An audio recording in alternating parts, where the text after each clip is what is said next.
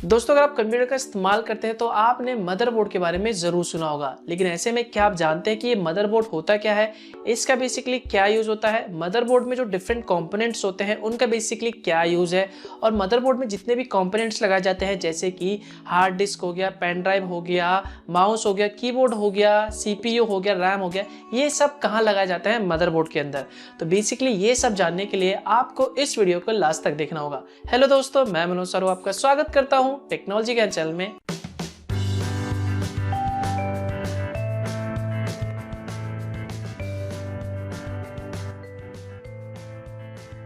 चलिए दोस्तों, सबसे पहले हम बात करते हैं कि आखिर में ये मदरबोर्ड होता क्या है कंप्यूटर में, इसका बेसिकली क्या यूज है। उसके बाद मैं आपको बताऊंगा कि कैसे आप पहचान सकते हैं मदरबोर्ड में कौन सा कंपोनेंट कहाँ पे लगाया जाता है।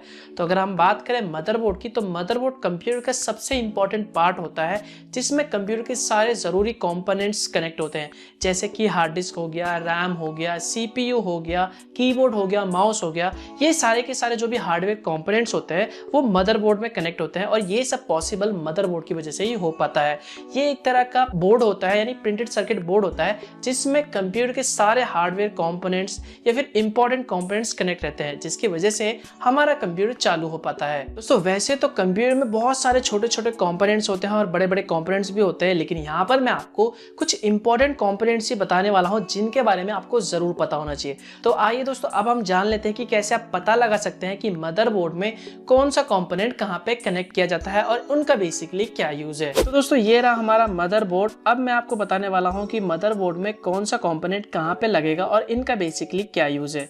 तो दोस्तों, सबसे पहला जो कंपोनेंट आता है जिसका नाम है CPU। यहाँ पर आप देख सकते हैं व्हाइट कलर का एक स्क्वायर में बना हुआ बोर्ड है जिसके अंदर आप अपना CPU ऐड करते हैं, जैसे कि डुअल कोर हो गया, i3 हो गया, i5 होगा, i7 हो गया, ये सारे प्रोसेसर हो गए। तो अगर आपको प्रोसेसर ऐड करना है तो बेसिकली आप CPU के अंदर यहाँ पर ऐड कर सकते हैं। इसके बाद जो नेक्स्ट कंपोनेंट आता है जिसका नाम है माउस। दोस्तों, अगर आप अपने मदरबोर्ड में माउस ऐड करना चाहते हैं तो ऐसे में आप इस पोर्ट के अंदर जो भी ग्रीन कलर का पोर्ट दिखाई दे रहा है, आप यहाँ पे अपने माउस को ऐड कर सकते हैं। तो बेसिकली इसका यूज यही है कि आप इससे अपने माउस को कनेक्ट कर सकते हैं। इसके बाद जो नेक्स्ट कंपोनेंट आता है जिसका नाम है कीबोर्ड। जी दोस्तों, अगर आपको अपने मदरबोर्ड में कीबोर्ड को ऐड करना है तो ऐसे में आप एक पर्पल कलर का पोर्ट होगा तो उसमें आप अपने कीबोर्ड को कनेक्ट कर सकते हैं। इसके बाद जो नेक्स्ट पोर्ट आता है जिसका नाम है सीरियल पोर्ट। जी दोस्तों, अगर आप अपने मदरबोर्ड में किसी भी तरह का VGA पोर्ट ऐड करना चाहते हैं, फॉर एग्जांपल मान लीजिए आप अपने कंप्यूटर के स्क्रीन को दूसरे बड़े स्क्रीन में या फिर LCD में शेयर करना चाहते हैं, या फिर आप अपने मदरबोर्ड को यानी कंप्यूटर को एक प्रोजेक्टर से कनेक्ट करना चाहते हैं, तो ये सब बेसिकली आप VGA पोर्ट की मदद से आसानी से कर सकते हैं। इसके बाद जो नेक्स्ट पोर्ट आता है जिसका नाम है पैरेलल पोर्ट। जी दोस्तों, ये पोर्ट बहुत ही ज़्यादा इंपॉर्टेंट है। मान लीजिए अगर आपको अपने मदरबोर्ड में किसी भी तरह का प्रिंटर या फिर स्कैनर ऐड करना है या फिर कनेक्ट करना है तो बेसिकली आप इस पोर्ट का इस्तेमाल कर सकते हैं। इसके बाद जो नेक्स्ट पोर्ट आता है जिसके बारे में आप सभी लोगों ने सुना ही होगा, जिसका नाम है USB पोर्ट। जी दोस्तों, अगर आपको किसी भी तरह का एक्सटर्नल हार्ड डिस्क या फिर पेन ड्राइव कनेक्ट करना है अपने मदरबोर्ड से यानी अपने कंप्यूटर में, तो बेसिकली आप इस USB पोर्ट का इस्तेमाल कर सकते हैं। इसके बाद जो नेक्स्ट पोर्ट आता है जिसका नाम है लेन केबल पोर्ट। दोस्तों, अगर आपको किसी भी तरह का नेटवर्किंग का काम है, आप अपने मदरबोर्ड में यानी कंप्यूटर में इंटरनेट यानी ईथरनेट केबल को कनेक्ट करना चाहते हैं तो बेसिकली ऐसे में आप लेन केबल पोर्ट का यानी इस पोर्ट का इस्तेमाल कर सकते हैं। इसके बाद जो नेक्स्ट पोर्ट आता है जिसका नाम है ऑडियो पोर्ट। जी दोस्तों, अगर आप अपने मदरबोर्ड में यानी कंप्यूटर में किसी भी तरह का ऑडियो या फिर माइक या फिर स्पीकर ऐड करना चाहते हैं तो ऐसे में आप इस ऑडियो पोर्ट का इस्तेमाल कर सकते हैं। इसके बाद जो नेक्स्ट कंपोनेंट आता है जिसका नाम है CMOS बैटरी। दोस्तों, ये बहुत ही इंपॉर्टेंट है।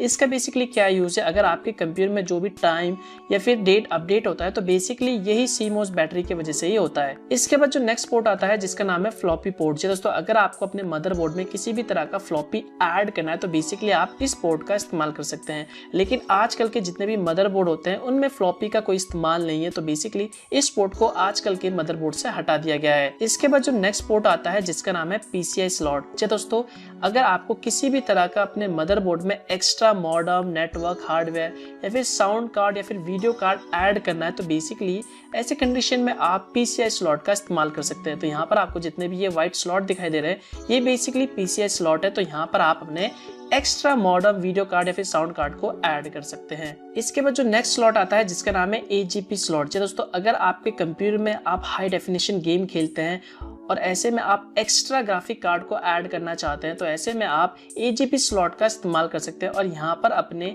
ग्राफिक कार्ड्स को ऐड कर सकते हो। इसके बाद जो नेक्स्ट कंपोनेंट आता है जिसका नाम है हीट सिंक। जी दोस्तों, ये बहुत ही इंपॉर्टेंट कंपोनेंट है। इसका बेसिकली क्या यूज है, मान लीजिए अगर आपकी CPU में यानी मदरबोर्ड में किसी भी तरह का हीट होता है या फिर अनवांटेड हीट आता है तो ऐसे में हीट सिंक बेसिकली उन हीट को अब्सॉर्ब कर देता है यानी कम कर देता है। तो बेसिकली हीट सिंक का यही इस्तेमाल है। इसके बाद जो नेक्स्ट स्लॉट आता है जिसका नाम है रैम स्लॉट। जी दोस्तों, अगर आपको अपने मदरबोर्ड में किसी भी तरह का रैम ऐड करना है तो बेसिकली ऐसे में आप इस रैम स्लॉट का इस्तेमाल कर सकते हैं। तो यहाँ पर ही आपको अपना रैम ऐड करना होता है यानी कनेक्ट करना होता है। इसके बाद जो नेक्स्ट इंपॉर्टेंट कंपोनेंट आता है जिसका नाम है पावर कनेक्टर। जी दोस्तों, आपके मदरबोर्ड में जितना भी जो पावर सप्लाई होता है बेसिकली वो यहीं से होता है। यही एक पावर कनेक्टर है जिसकी मदद से आपके मदरबोर्ड में पूरा जो पावर सप्लाई होता है। तो दोस्तों, ये थे मदरबोर्ड में जितने भी कंपोनेंट्स हैं उनका बेसिकली यूज और उन्हें आप कहां पे कनेक्ट कर सकते हैं। तो दोस्तों, आपने देखा कि कितनी आसानी से आप जान सकते हैं कि मदरबोर्ड में कौन सा कंपोनेंट कहां पे लगा जाता है और इनका बेसिकली क्या यूज है।